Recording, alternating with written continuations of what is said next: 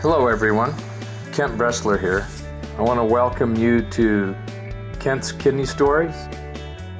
During our time together over these podcasts, I'd like to discuss kidney disease. I'd like to tell you about my journey as a transplant patient, but also talk about dialysis, kidney donation, and just about anything else that might be of interest. Kent's Kidney Stories, a podcast endorsed and sponsored by kidneysolutions.org.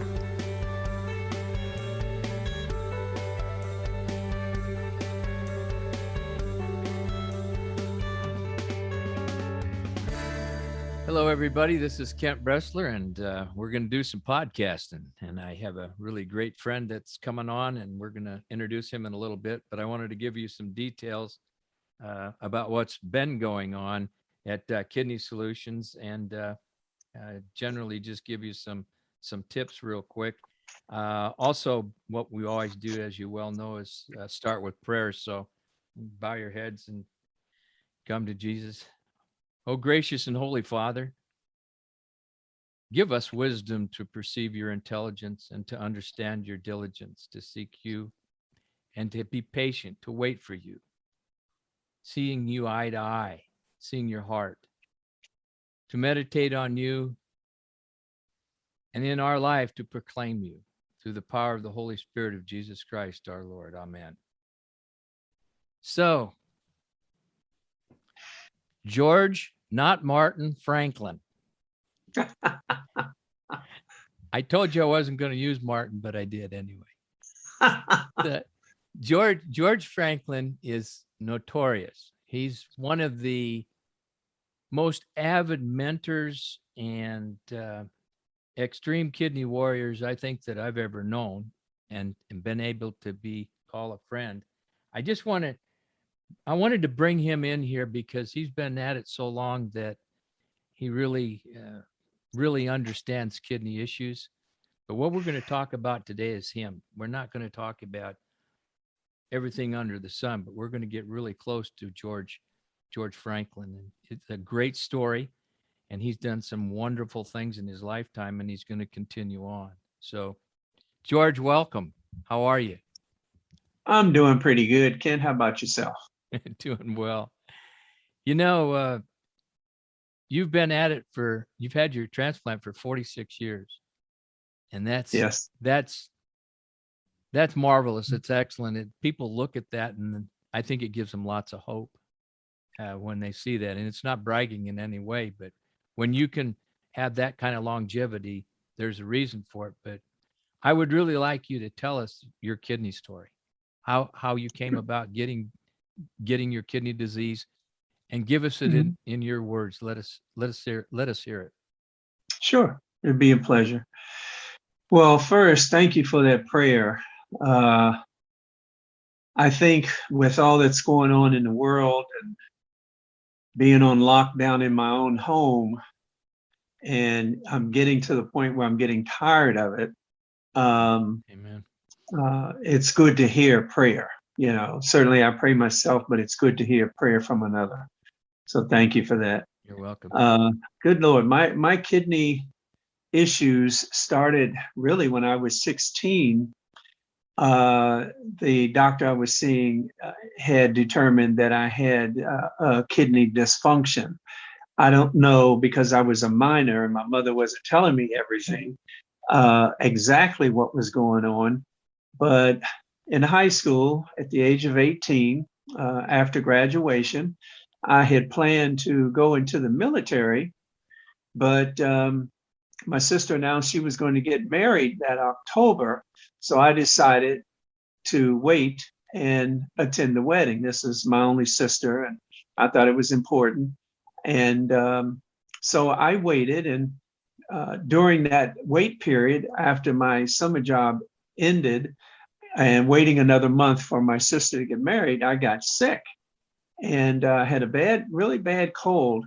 So my mom took me to the hospital to get it checked out, because it would have been a disturbing sound, me barking in the wedding, you know. So we went to a community hospital, and they found that my blood pressure was sky high, and They had to admit me. They spent the next, ooh, week or so maybe trying to get my pressure down so that I could be moved to a university hospital, which was the George Washington University Oh, Medical wow. Center Yeah. in Foggy Bottom, DC. So once I was moved there, they determined that yes, my one kidney that I was born with, unbeknownst to me, was shutting down, and I was going to need immediate dialysis. And then keep in mind, in 1972, Medicare had just um, signed off on kidney On the bill. dialysis. Yeah. Yeah. Yeah. Uh-huh. So, a year before, you'd be in trouble. You had to have been a working man with a family because there were so few machines. Right. I mean, George Washington had, I want to say 5, and that was it. And that's not a unknown university. They've got some money in Oh, the bank, my. and but all they had was 5 machines. And I don't remember how many a couple of the other hospitals had, but it wasn't more than 5. I know that. And but anyway, I started peritoneal dialysis first. And again, this was in I want to say September, October of 1972. 72. Okay.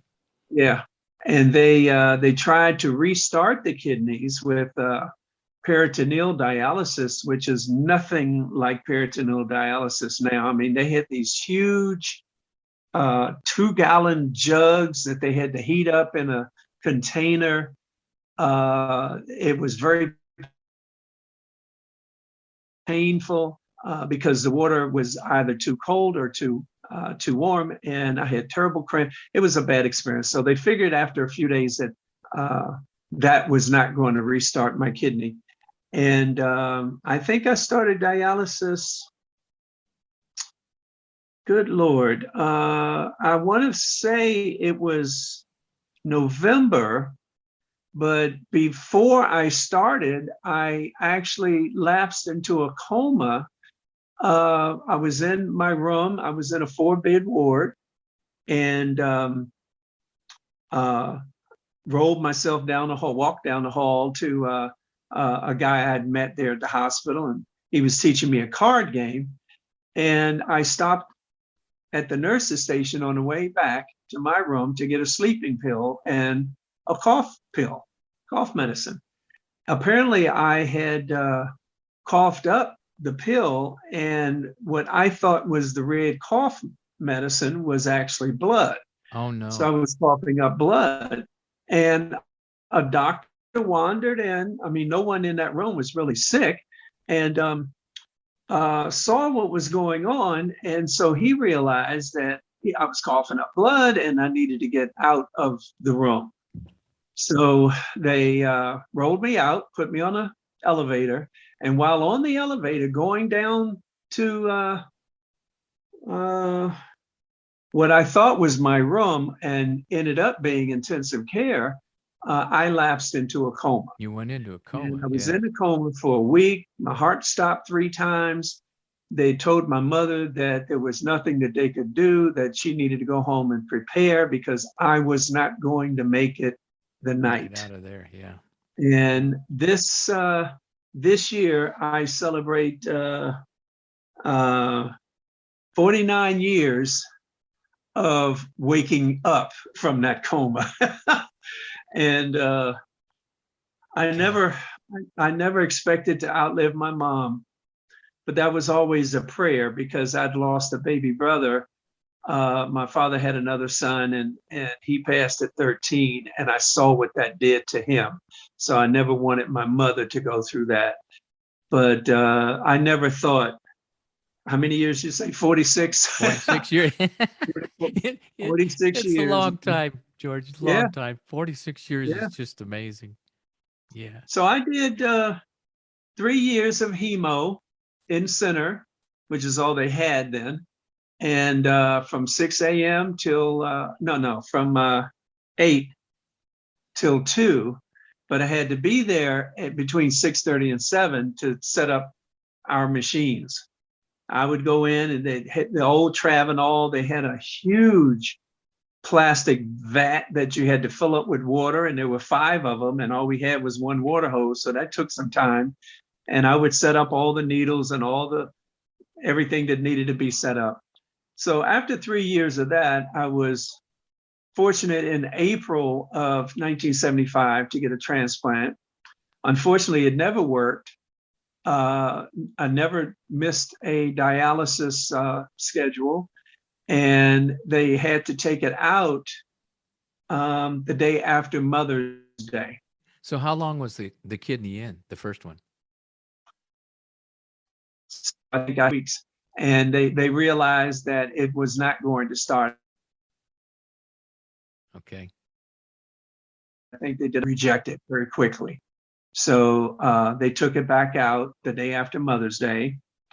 And for 6 months, from then until November, I was doing okay. I nearly, Kent, I was so close to refusing this kidney because I'd gone 6 whole months with no surgery.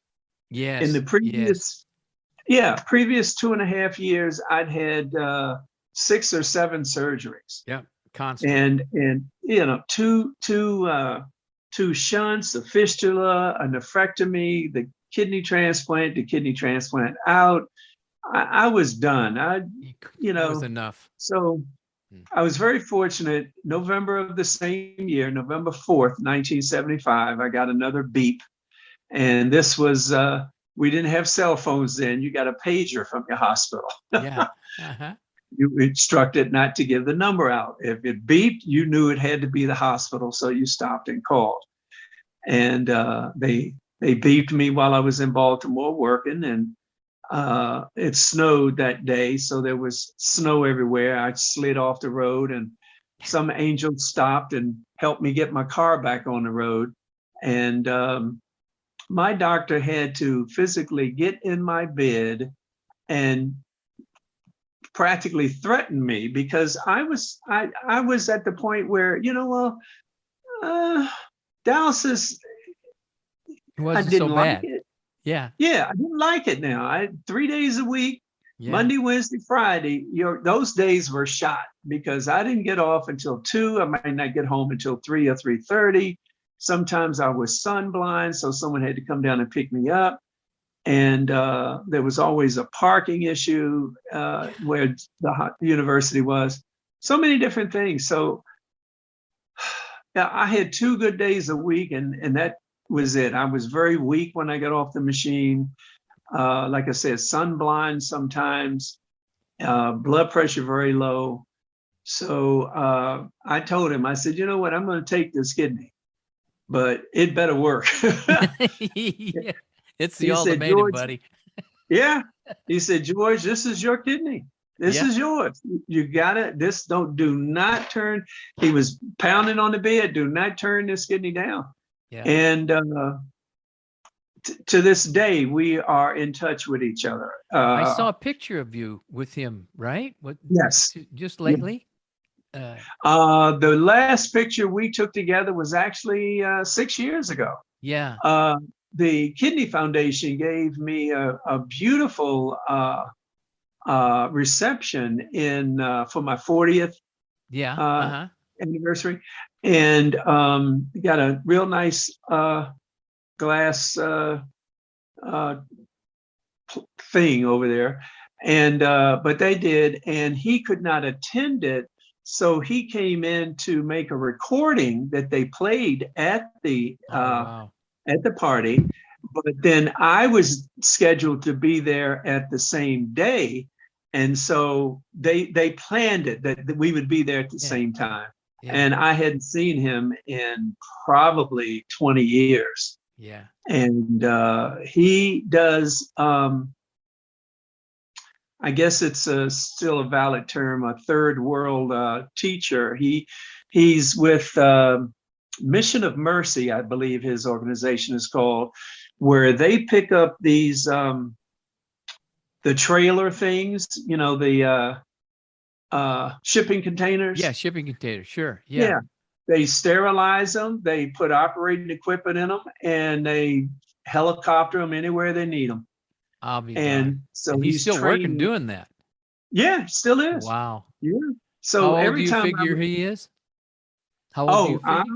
I'm 67. I think he might be Well, he's in his 70s. 77, 78 Yeah, or so. yeah. Yeah. Well, I just Because keep thinking maybe he was an antique like me. no. I was 21, and I seem to think he was. He's probably 5 or 6 years older than you were at the time. Oh no, he'd gone through, Med school. Yeah. and surgery, especially. I'm thinking he was 34, 35, Okay, there which you go. was still young to be director of surgery and everything else that he was at GW Hospital. So And this transplant, what kind of medicine did they put you on? What we take nowadays is tons of medicine, but what did they put you on for immunosuppression, or what was the regime? well, at the very beginning, it was all they had at the time, and that was prednisone and azathioprine, Imuran. Yes.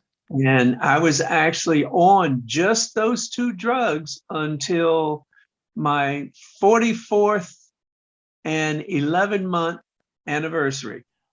Oh, So just before I hit 45 last year, because of the several gout attacks that I'd had, including 2 that landed me in the hospital, my doctor said, okay, we've got to get you off of azathioprine, which was not causing it at all. But most gout medicine does not work well with that. Yeah. with It's that. not good to have. You can't do both of them. They have an interaction. No. Yeah. Yes. So he took me off of that, waited 3 or 4 days, and then I started CellCept. CellCept, yeah. Yeah. So I've been on CellCept now for 12 months. So you've maintained on yourself on prednisone too this whole time, right? Or what? 5 milligrams every day. 5 milligrams, yeah. See, you read about that on the internet. If you do that, everybody complains about prednisone. I've been on it for 35 years, so whatever. Well, more than that, almost 40. No. Yeah, I don't see the issues because I don't think I've had any problems with it at all. I can't say right directly. I can't directly. I suppose there has been, but I mean, it's kept me alive. Yeah. No doubt in my mind.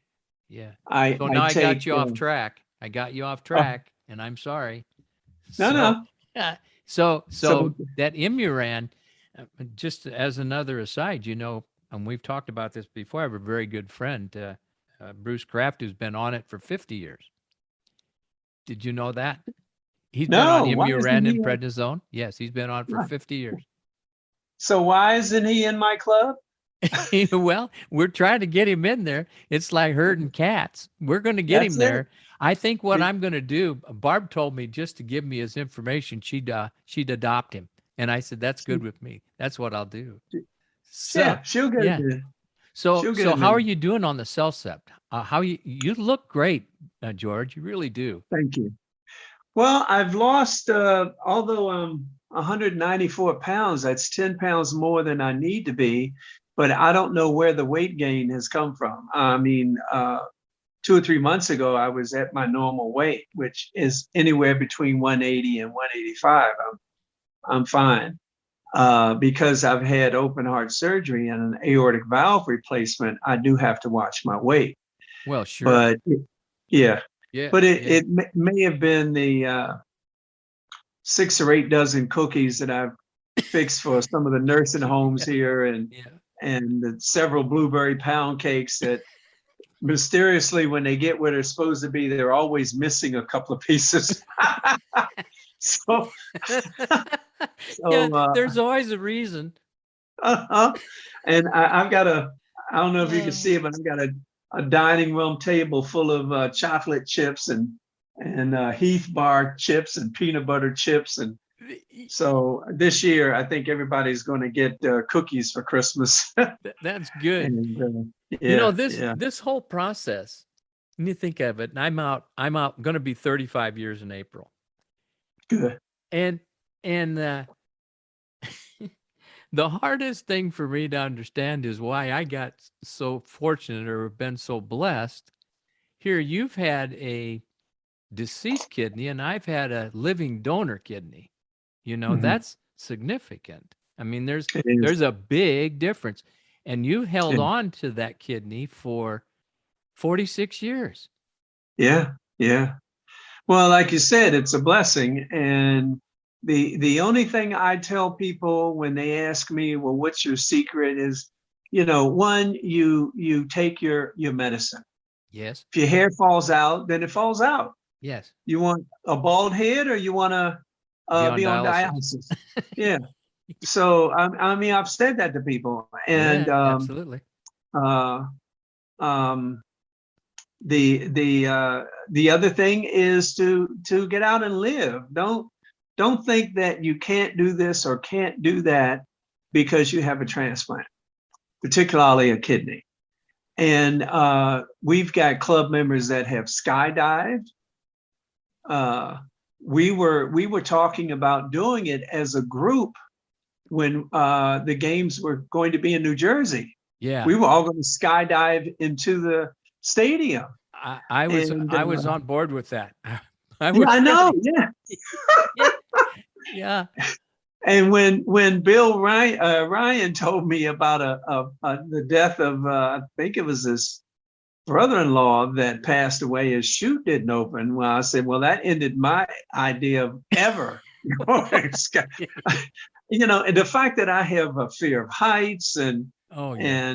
I don't care for planes. I'll get on one, but I'd rather just drive. Drive. Yeah. Yeah. And we had quite a few that had already done this. Yeah. And so I was surprised. I said, how could you guys keep this a secret? This is something that it just lets you know that longevity doesn't mean you can't do certain things. No, it Now, doesn't. Yeah, you're exactly right. So you take your medicine, you eat right, try to keep your weight reasonable because the prednisone is going to give you an appetite, and you're going to be able to eat things that you could not have eaten, say, when you were on dialysis. Sure. And and that's it. You take your medicine, you enjoy life, and you try to maintain your body weight, get some exercise, go walk and buy a dog so you have to walk him or whatever. But you just don't want to be a couch potato. Yes. Like I have become in my old age. But, when I was 21 with my transplant, my goodness, I did everything I wanted to do. And you should. I was young. Yeah. Yeah, you should do that. Absolutely. Absolutely. That's why I think the games are so important, because they do show that transplantation works. Absolutely. And when Bill Ryan said, absolutely, I think your club should march in, whereas the other organization wouldn't let us. But he said, no, you all are what transplantation is about. Absolutely. That's what it's all about. Yeah. Yeah. You've lived 25, 35, 45. We have, I think, 4 members that are 50 years out with their transplant. Okay, so we're talking about the quarter century club, right? Oh, yes. Yes. Let's just step back just a little bit. Tell us how that came to be. How did that get started? Well, it's funny because I actually got online and asked on whatever group I was in, was there someone out there that had a transplant as long as I had? And this was in 2000, I want to say 2002 or 2003, because the first time we all got together, or those of us that were going to the games, was at the 04 games in Minnesota. And the first person that responded was Barb, our secretary, our vice Yeah, president. wonderful And so Barb, we I said, call well, her. you want to be vice president? And so Barb Witt is our club vice president, and she's actually had 2 transplants. She had her father's kidney for either 35 or 36 years, I think 36. Then she was on dialysis for a year, I think. And now she's had her second transplant for 11 years. Oh, wow. Yeah. Yeah. 48 years then, 47 Yeah. total. Yeah. Yeah. So there are people out there longer than I am for sure. But Very few, but there are some. yeah, yeah. So But if you think so about, if you think about the membership of the Quarter Century Club, how many of them do you think haven't signed up to be in the club that are actually at 50 years or older? Do you have any idea? Do you know, we know of Bruce, we know one for sure. one, and Yeah. Bruce would be the only 50-year out person that we've heard of that is not in the club. We only have 4 or 5. Well, we're We going have to get him in there. We have 180, 190 members. Okay. And we, myself, Barb, the membership chair, Michelle, we're constantly sending out notices when we're in conversations and the person says, well, I've had my transplant for 28 years or 24 and a half years or whatever. And we let them know about the club. Oh, absolutely. I do too. Yeah. Oh, yeah. www.quartercenturyclub.org is a very simple, Yep. thing. But a lot of them we just don't hear from. So we should have, if everyone that we've spoken to were to join, we'd probably have another 100 or so members. Yeah. You Yeah. know, so I know that whenever I'm on a podcast or whenever I'm on talking to anybody in Facebook or whatever, and they say, well, I'm 25 years out or 24, I say, well, you can be in the Quarter Century Club. And they say, well, what's that all about? And I just say, quartercenturyclub.org, and it's free. It doesn't cost you anything to be in this thing. Yeah. And it's We get our what we a get our wonder- jersey, Yeah. and Excuse me. Barb is working on a special jersey for our 50 years and out members. Okay, good. Yeah, it's going to That's be a great. beautiful gold color Okay. with white letters. If they were the recipients of a living donor kidney and that living donor is still alive, then the living donor will get a white jersey with gold lettering, whereas our current ones get white jersey with green lettering. Right. And so it'll be the opposite of the recipients. And but when Bill Ryan said that we could march in, the first time we marched in was in 2000. No, it was I want to say 20. Good Lord. I know we marched in it was 2012. 2012. Yeah. Okay. 2012. Yeah. Because 2010 was in Wisconsin, or Madison, Wisconsin. Madison. Yeah. Yeah, and the National Kidney Foundation were still running them. That was their last year. And then the Transplant Games of America group took over, and we marched in for the first time in 2012. And that was a great sight. I got to see that Yes. part of it. Yeah, it was great. And it truly was. Green jerseys on and yes. God, limine. That's kind of like a really badge of honor, actually, to have that jersey. My brother actually brought a tear to my brother's eye when he got it. He he's a tough guy, but it really made an impression on him. That jersey with that 34 on it, and so it's significant. Well, what it shows is that, one, that person is alive. That's right. that they have successfully maintained their transplant for longer than what the norm is. Yep. I think the Exactly right. norm now is 12 to 15 years, maybe 20 if you're really fortunate. Yeah.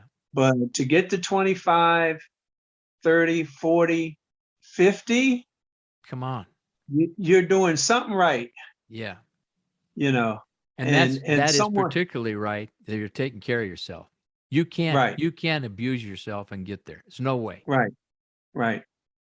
It So can't happen. you just got to do things the right way.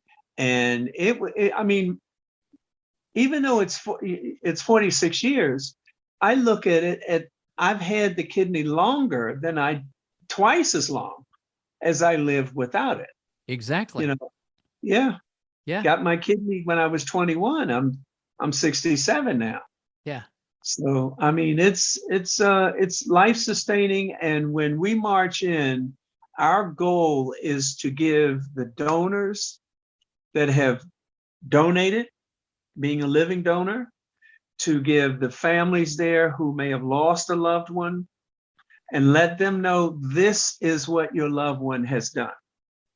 They gave someone a kidney or heart or liver or lung, pancreas, intestine, cornea. This is what you did. Here we are marching in with these numbers emblazoned on our jerseys. When you say donate life, this is what you truly have done. Yeah. You've seen it. You're seeing it walking in the stadium. Right, right. And so we are very grateful for our living donors, very grateful for our deceased donor. My kidney is a deceased donor, and that I've never been able to find.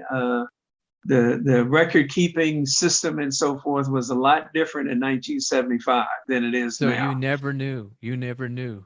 I, Never had the I opportunity to write them a letter or anything. right, didn't know where to write it to. Yeah. Well, they didn't keep track of it.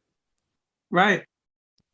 My surgeon told me that it was a woman that had been killed in a car accident that was from the great state of Tennessee. And that's all the information I've ever found out. Yeah. I even went down to my hospital a couple of times, actually, to seek records. And they didn't even have a record that I had been on dialysis there. Yeah. So, Yeah. are you sure you were here? Yeah, I'm pretty sure. Yeah, pretty sure. And so I've never been able to get any more information. And my surgeon, like I said, is still doing well. I could ask him, but he's already told me all he knew. Yeah. And that's probably all he was told. Yeah, You yeah, didn't get a breakdown of it. So probably the only fella that would have known would have been the right, individual that brought the kidney in, and right. but I mean that's all water way under the bridge, but Yeah, it still yeah. there's still a void. I know what you would have. I'm sure you even practiced what it would have been like to talk to the family. I think Latrice Price, our Team Maryland team manager, asked me on an interview last year. We were doing an article for a magazine in Baltimore. And she said, what would you do if you met your donor family? And I cried. I said, how do you thank a family for 40, at that time, 45 years of life? Yeah, you can't. No. It's impossible. I mean, I've lived longer than my father. I lost a brother when he was 13. A lot of people pass away young for whatever reason. And here I am, 67 years old, living with the kidney that came from someone else that was a deceased donor. And so I said, well, the first thing I do, the only thing I would know to do is to give them all of the medals that I've won at the transplant games. Yep. I mean, I don't know if the lady was married. I don't know if she was single, if she had children. Had no idea how old she was. Well, no, I think my surgeon said she was 35. 35? So Well, there you technically, go. yeah, but that was all. A woman, 35, killed in a car accident. That was it. But it would be difficult for me to meet the family. I would love to meet them, but I just wouldn't know what to say. I have Uh, seen families. We had one here in Kerrville. Uh, gave one of our friends here in town a heart, mm, and they came. There's a big cross out on the interstate, and we all met up there. And this was 5 years from the transplant. They finally decided that they wanted, as a young man and his wife. Uh, Young man died, and the wife and the mother were there. And the only thing that the mother could do was hug the recipient. That's all she mm, wouldn't let her go. mm, Would not let her go. Literally said, I'm so happy that you're where you are right now. I'm so mm. happy that you were able to get his heart. And that's, to me, I cried the whole time. Couldn't stop. So, It is. I've seen several wives and mothers with their stethoscope we listening did to that. Yes. Yep. Listen to that listening heart. to that heart. Yeah, Yep. We took that and and let him listen. Let him listen. Yeah. yeah, it's a phenomenal thing. Yeah. Yeah. And it's really it's a conscious, you do have a conscious feeling that it's good to thank them, but some of them don't want that. They don't even want, I know that Right. there's been people that Right. have said no, and we're fine. We did what Yeah. we did because it was the right thing to do. But Uh-huh. eventually, I think once you've at least attempted to it, at some point in time, yeah, they may come around. And I think that's significant. It's good healing for them. Yes. So, That is actually what normally happens. A year or 2 or 3 or 5 years may go yeah. by Oh, before you yeah. get a response. But Yeah. I would never stop writing that letter.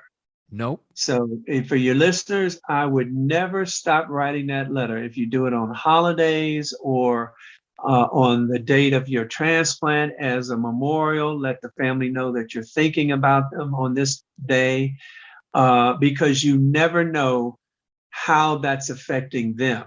Nope. If Nope. they want you to stop, they'll tell you. Sure. but Yeah. but they're reading that, and prayerfully they're getting strength from it or encouragement from it, and eventually they will write you back. They will. Well, it's good. Yeah. It's also good for the recipient, and because it gives them pause and a realization that we don't actually live for here, but what we do live for is the fact that we have someone else's organ. And like in Right. my case, and my brother giving me a kidney, I've never considered that my kidney. It's always I've always said it's Kip's kidney, my brother's kidney. Hmm. That was always a way that I express my gratitude. Of course, that and going fishing with him is another thing too. I do a lot of that. I did some calculations here. Do you know that that kidney itself is 81 years old? I think you're right. Yeah. Yeah. Yeah. Yeah. Yeah. But you know Yeah. what? You know what? That you also wrote a book. Have you not? Isn't there a book in this? Well, I was one of 24, 25 authors. We were pulled together by author extraordinaire Brenda Cortez, and who has written many books, and for children, particularly, like Why Does Mom Have a Kidney, or so forth. And they really help children, I think, understand what's going on in the transplant world. And What was her I name have, again? her name is Brenda Cortez, Brenda Corte. Yeah, Yep. Brenda Cortez. Cortez. Okay. And I was getting ready to go over and get my owl, but I forgot this isn't video. Yeah.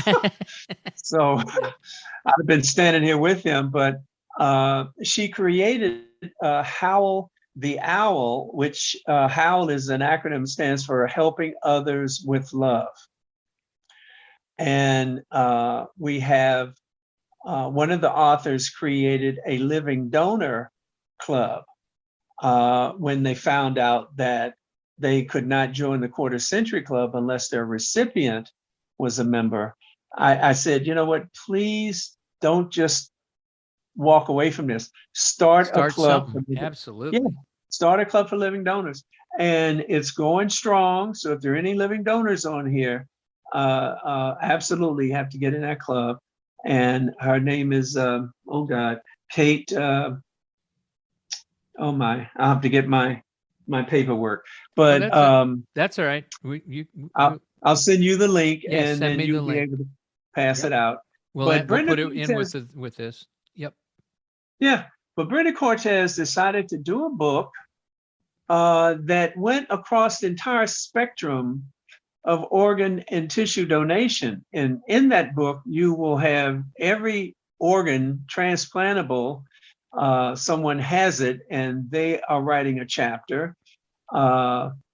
There are living donors in the book, and there are deceased donor family Family members members, sure. that have written a chapter. And I was able to write a chapter, and it's exciting, I think, when you Oh, I'm read all sure. the different 25 different stories about what organ and tissue donation has done for them.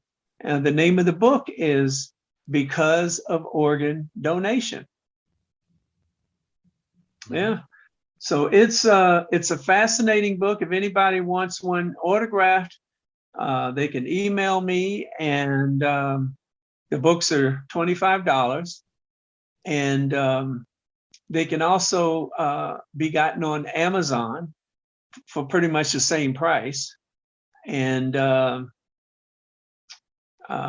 my price includes shipping and everything. And I think it's pretty near the same price. And the book was actually #1 on Amazon for a while. So I would imagine. yeah. I mean, you get the whole gambit of organ and tissue donation in that book. Say the title again so people hear it. The title of the book is Because of Organ Donation. There you go. Okay. Yep. Because of organ donation. Yep. By I'm Brenda living. Cortez. Yep. I'm living right now because of organ donation. Absolutely. I don't know anyone that's been on dialysis for 50 years. I'm sure there's somebody in the country. But I would not have lasted. Dialysis long-term just tears up your body. Eats you up. Yeah, it sure does. It does. Out. That's what it does. Yep. Inside out. But because of organ donation, I've been able to go to England to participate in the first international transplant games in 1978. Because of organ donation, I was able to have a son and have grandchildren. Because of organ donation, I've participated in, 9 or 10 national transplant games and got a slew full of medals. And I'm an avid, I'll say rabid, pin collector. Nobody gets away from me. You just can't. I've taken off my shirt. I've got to have a pin from you. I've got hats downstairs. I take extra hats to trade, and the hats are a lot more expensive than the trading pins. But I've got to have every pin from every team before I leave to come back home. And I start trading at the airport. I'll stand up in the middle of the plane. Is there anyone on this plane going to the transplant games? Yeah, that's great. Oh, I am. And then you got your pens with you? So that's a serious thing. And I would encourage all of the people on this call you've got to go at least one time. It is an opportunity, whether you compete or not, but you go. Yeah, And that's you for will all have transplants. That's for not just for all, not quarter century. It's for all transplant patients absolutely, and any absolutely, age. And yeah, any age. yeah, Okay, we have them from 3 or 4 years old. Sadly, the oldest member of our club, Dr. Clark Beck, passed away a yes. couple of years ago. He was the oldest athlete at the games and would come home with medals every time he went. And you Yeah, compete in your gender, you compete in your age bracket. So everything is fair, and not just for transplants recipients. We have dialysis clients that are at the games. They compete against other people on dialysis. yeah, We have donor family members that compete against other donor family members. So it's really, Bill Ryan has really taken the games to a completely different level. And I appreciate what he's done. I yeah, really me do too. support him 100%. Yep. 100%. He's elevated the knowledge of the club in letting people know who we are and why we are, because of the longevity of transplantation is why we are. We only do the one event, and we only do that every other year. Exactly. And that's to go to the transplant, because we're all over the country. More so, we're in Canada, we're in Australia, we're in Mexico, England. we're in South America. Yep. So we're all over, and Yeah. we have these members in our club. Yeah. But usually about half of the club, so you'll see 60, 70, 80 members all marching in with their green jerseys if they're a recipient, or their white jerseys if they're a living donor. Yeah. And that is to show that transplantation absolutely works. Yep. And gives Yep, anybody that's looking hope. The absolutely, realization, and that absolutely. hope is good for everything, and that's what you have Yes, to have with this disease. You cannot yes, lack hope. absolutely. Initiative, it's hope that really brings you through. Okay, It is. you mentioned one thing in a conversation, which is quite you find it predominantly in kidney transplantation. It's gout, and Oh, I know I have had it, and I want to tell you um, what, I'm so happy I have. I think I've grown out of it. I don't know, but here you've had it at a later age.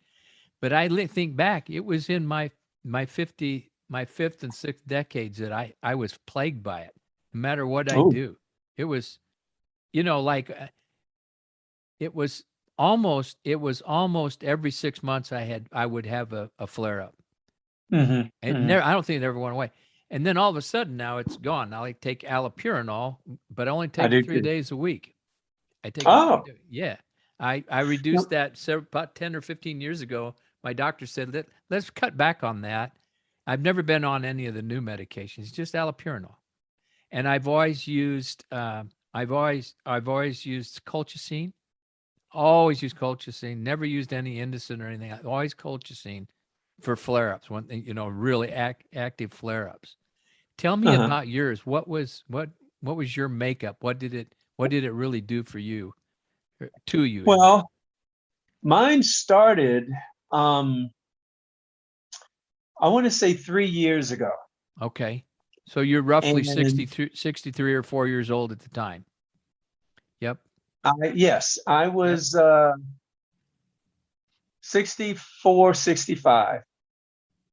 And oh my goodness, when I realized what it was, you know what I took?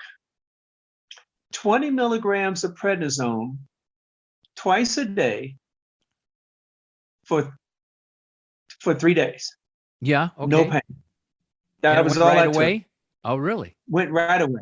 Now, if I woke up, and that's normally how gout attacks you, You wake up with it. Yeah, absolutely. If I took it in the morning or at night, if I just felt a little twinge, Yeah, because 20 milligrams of prednisone is going to do nothing nothing, to me nothing. health wise. Mm-mm. So I would take it, and I kept some 20 milligram pills here, and take one.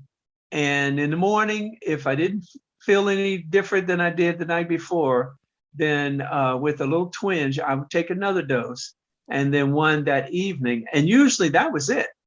Yeah, That was it.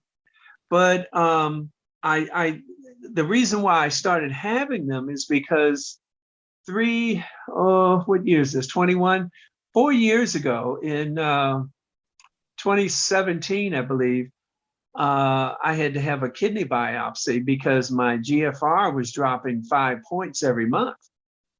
Up until 2017, I never was had a carrying biopsy till then, did you? That's the that first one you no had?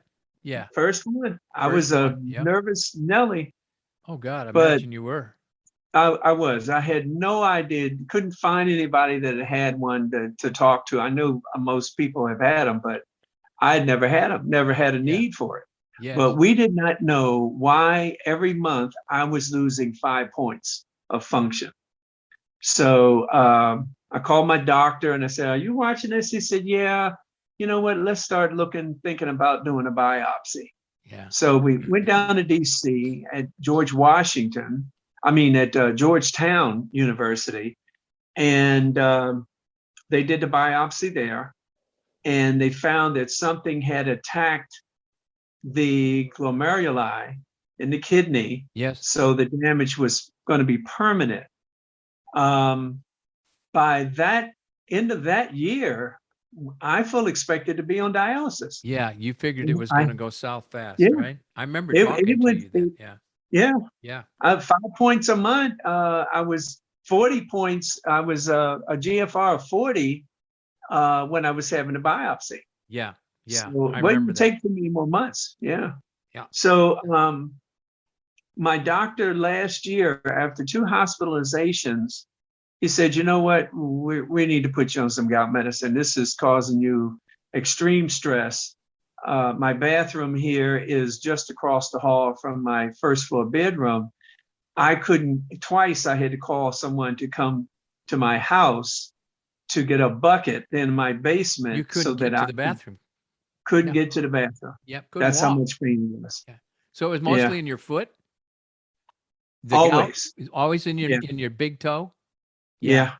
Do you know that I've had it in almost every joint in my body? Wow. Elbows, eh, two elbows, both Uh-huh. knees, both ankles, both Oof. big toes. So that's not all at once. That's an episode and another episode and another Right. episode. And what they say, and I know you know this, but just for the audience, that it's doing damage to your kidneys if you're not Yep. dealing with it. It will damage your kidneys. And sometimes, in some cases, it can damage them for good. So Right. consequently, gout episodes need to be treated aggressively, very, very Aggressively. aggressively. So I'm glad, I'm so glad you only had it there because I've had it grow where my elbow actually had to be drained. It Uh-huh. had so much and pain. Oh. Oh, you know what the pain's like. Uh, you, Ah, you can't you can't explain the pain, but you'll know what it is. You have gout, you'll know. you do. You Yeah. do. And And did you know I'm there's fair. a pseudo gout also? That's No. calcium. Yes, there's uric acid crystal, which is Right. gout, and then Right. there's calcium crystals that cause pseudo gout. Same symptoms, same treatment. Only it's not an increase in your uric acid. It's a increase in your calcium. Your calcium. They biopsy it. They don't find uric acid crystals. They find Mhm. calcium crystals. Calcium. Interesting. And that's what they call pseudo gout, almost like gout, but not. Uh-huh. But Not quite. it carries the same pain load and the same symptoms and the Uh-huh. same treatment that you get. Well, mine was Real gout. my doctor explained that it basically was caused because of the decrease in kidney function. Exactly. Exactly. That my uric acid was 10 and 11 and 12. And George, we're going to have to get this down. It needs to be half of what it is. Oh yeah. Oh yeah. And once he took me off of the azathioprine and put me 3 days later on Celsep. Celsep, mycophenolate, and then started the allopurinol. Yes. It's been a year. It's a year this month, and You're good to go. You're good to go. You're good now to I go. am going to mention now. So 3 days. What is your uric acid usually run? Oh, I don't know. It's running normal now. It's, I Okay. don't remember what the normal is, but it is Right. clinically normal. Okay. It's not out of Well, whack. for gout patients, the therapeutic level is 6 or below. 6. Yeah, that's right. Yeah. You're right. 6 Or below. And I had it as high as 10.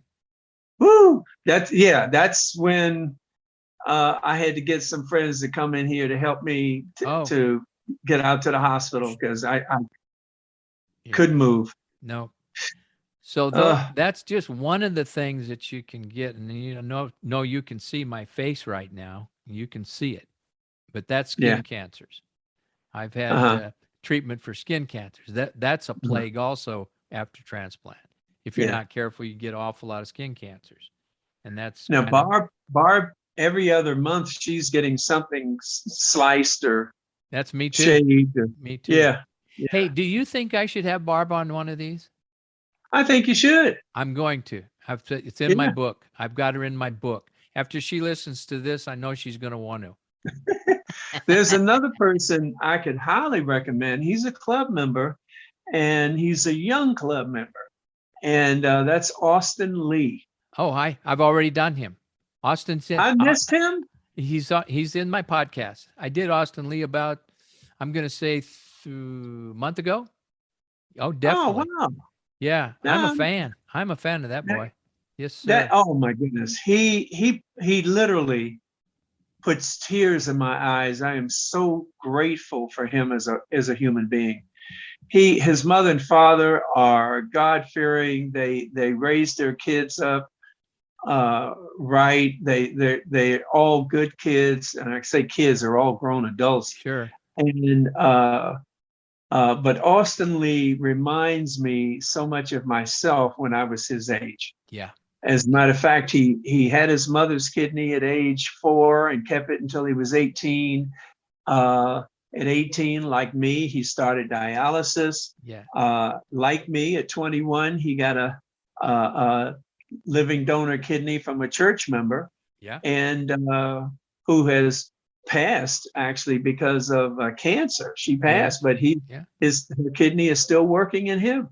Oh, he's doing fabulous, and he's doing very good work. He's doing God's work. That man, he is. He is true man. He's got it going. Yeah. Yeah. Yep.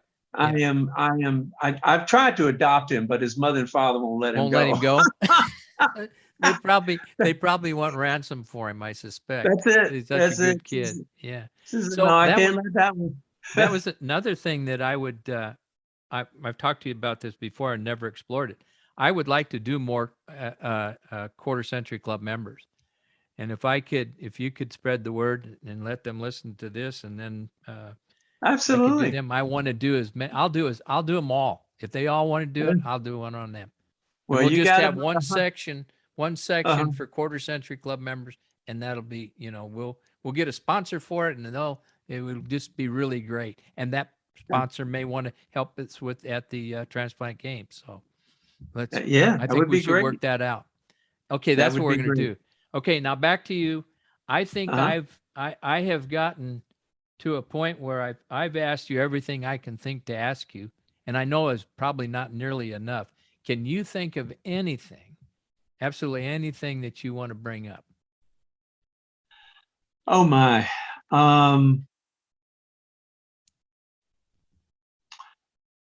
I guess, dealing with COVID has been difficult for me because I took the Johnson shot back in March. It has done absolutely nothing as far as building antibodies. I do know that some of our members were told by their doctors to hold their transplant meds for a day or two. CellCep. Uh-huh. Mm-hmm. And or whatever they're on, Mm-hmm. and then get the shot, Mm-hmm. and then start their medicine back up. And that has helped a few, but I have 0 antibodies. And I think those of us that have had our transplants longer are a specific group that's not building antibodies. Barb, for instance, she'd had all 3 of her shots. She had to have some skin cancer taken off of her foot recently. And after having a skin graft, she went home and pulled out her kitchen drawer, which of course came out I fell on and her fell foot. on her foot. Oh, great. She ended up in the hospital, and it was there that they found that she actually had active COVID. She No symptoms, all- just, but yeah. she had no symptoms whatsoever. Mm-hmm. So when people question me as to why I'm so cautious, that really stunned me, because I didn't know anyone that physically had it actively and yet had had all 3 shots. I've know. not heard of that either. I'm sure it's happened, but I haven't read about it, heard about it. Now Well, I've had all 3 shots. Okay. Mhm. I have an all Pfizer. Bing, bing, Mhm. bing, right away. Went to the VA for my first 2 and then had my 3rd one. I had no antibodies after the first. I was in the John Hopkins study, still am. And in the I John am Hopkins, too. yeah. And Mhm. after the second shot, I had small amount. I had they said they called it positive. And after the Mhm. 3rd one, I had a normal antibody load for COVID. Good, good. But the way it was explained, and I listened to this, okay, this was not something that I read. This was a report that was given. It was probably in writing, but they mentioned that from early transplanters, 15 years out, probably somewhere around 15 years out, they don't usually build antibodies. But it is the long termers like you and I out over 20 that definitely build them. So I'm wondering if it was if you look back, had you had the 3 shots, would that made a difference? I don't know, because Armand Halter, who's in the group, he's got the same. He had 3 Pfizers. He built antibodies.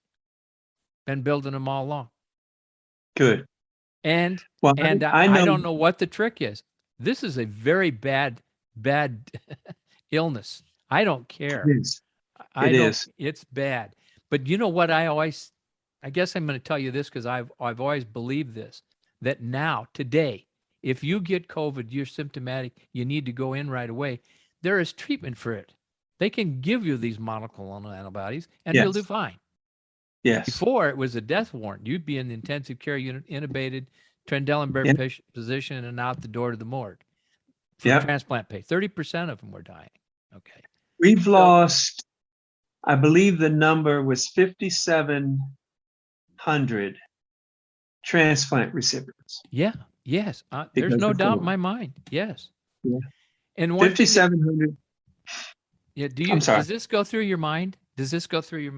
Here we are. We're being immunosuppressed to protect our kidney. So now we're being asked to take something that is hopefully will build antibodies, specific antibodies. So what is it actually doing to our kidneys? We don't have answers for that. We won't have answers for that for 5 to 10 years. Mm-hmm. And so consequently, right now, I've been taking my blood sample, and my creatinine has not had any creep yet. Good. But that does not mean, and everybody's different.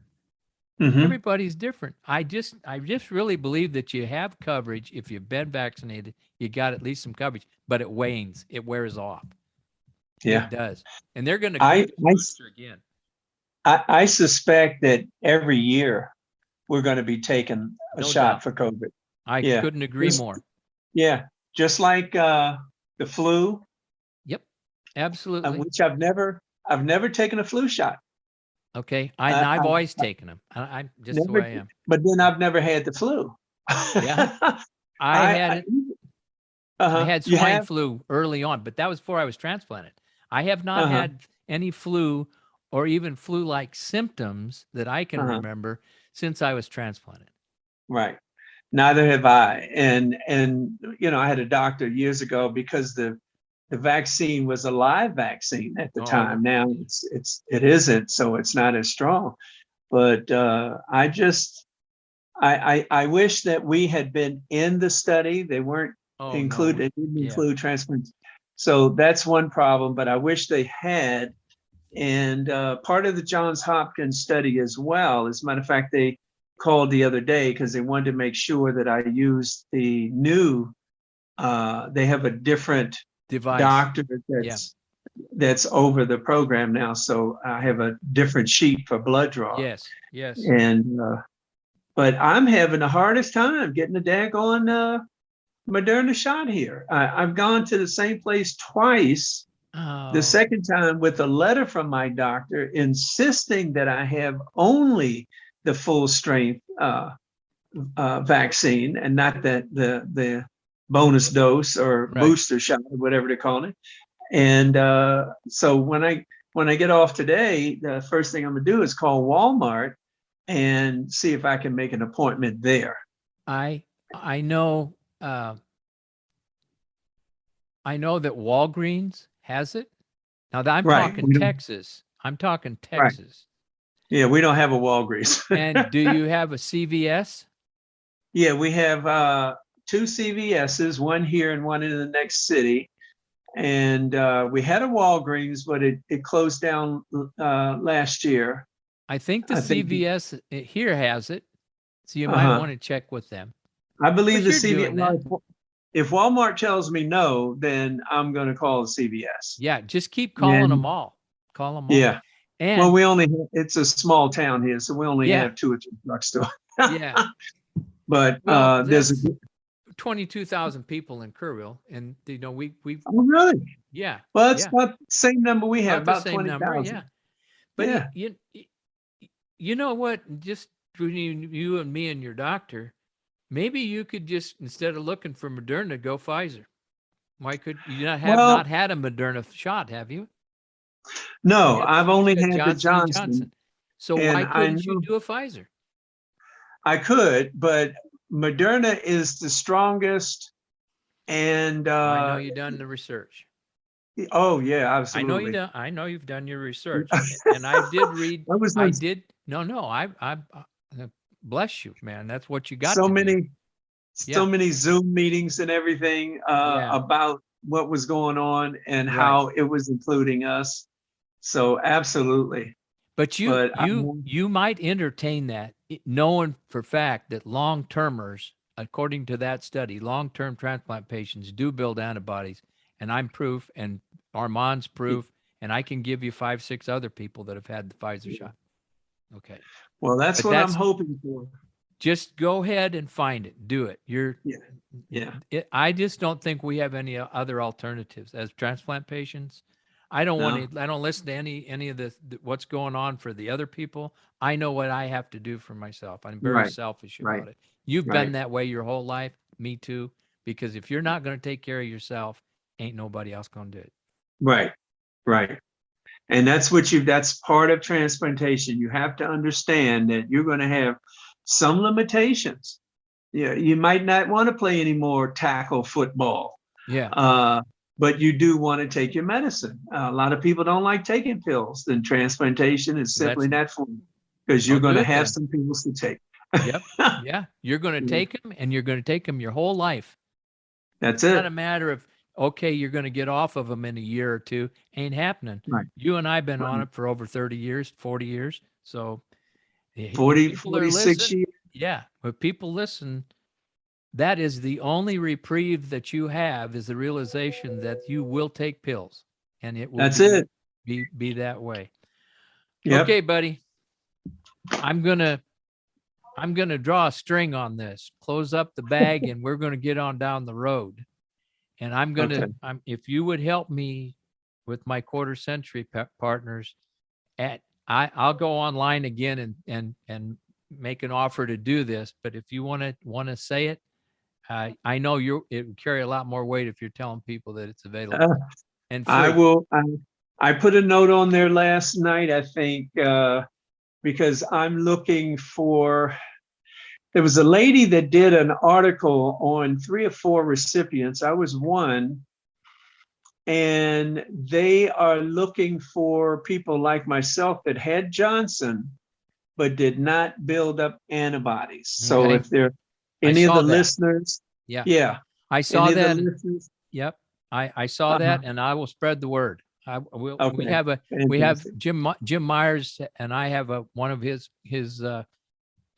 Facebook pages. One of his groups is on transplants and vaccinations, and we'll go on there. We'll spread the word. We'll get the word out. Absolutely. All right. Yeah, because they want to include that person in the same study that I'm in, that is very specific to Okay. recipients and those that took Johnson and Johnson. Yep. Yeah. Yeah. Yeah. Okay. And some people may have taken and never got tested too. That's a possibility. Right. But we just I think they're going to encourage that. I'm trying to think, who did I speak to the other day? And it was a lady here who has a son, James, that has a transplant, and her doctor wouldn't allow the blood test. And I said, well, wait a minute, you're paying for it. Yeah. You don't need It's that's not right. half a tube of blood. Yeah. What is the problem? Half a tube of blood and $50 and you're down the road. Right. And insurance will cover it. It should. Yep. Yeah. So I didn't understand. I said, no, next time he has to have blood work done, you tell the doctor he or she is going to write the prescription to include that. Absolutely. Yeah. Because it's important for us to know, it's important for us to take the vaccine first. And then it's important for us to know where our antibody level is with regard to the vaccine. Right. And knowing also the fact that it does wane, it does go down. And don't think one shot's going to be the key. It's going to wane. It's going to decline. Right. It's proven in this study that it goes down. That's why they're being asked to do more vaccinations. To do the booster shot. That's right. And I think next year we're going to take another one, and the year after that. I think this is going to be. I don't see us getting out of it. And then there's always the next one that's going to come along. These viruses don't go away. Right. They don't. Okay. No. I want to tell you something from the bottom of my heart. I'm glad that you're out as far as you are. And I'm glad that you look so well and are doing so well. I'm proud of you, and I honor you. I think it's a wonderful thing what you've done, and just stay doing it, buddy. Keep on it. Ken, I appreciate those kind words, and all that I am and all that I hope to be, it's Jesus the Christ. That's correct. All I can do is take my pills and eat. Yeah. Yeah, and pay attention. And that's it. Just basic things that we all should be doing. And that's what I attribute it to. And I tell people, you do your exercise, you eat your food, you take your pills primarily. But still, I think faith has a lot to do. Oh, I know it does. With my longevity. I know it does. I know it does. Absolutely. Yeah. And another thing is this worrying business. We'll just this is going to be my last statement, and we're done for sure. Do not anticipate. Deal with it when it comes. When it happens. When it happens, deal with it, and seek help from others like you and me that have been through it. Call us, talk to us, but make sure that you don't anticipate or reflect and think things are going to happen. Wait till they happen and deal with them. You'll be a lot better off. Right. Because worry and stress increases your white cells. Absolutely. So you don't want that. No. And worrying hasn't solved a single problem. No, because it's still going to be there. It's going to be there. Yeah. So when it's there is when you deal with it, and not before. If it hasn't happened, then it hasn't Move on. happened.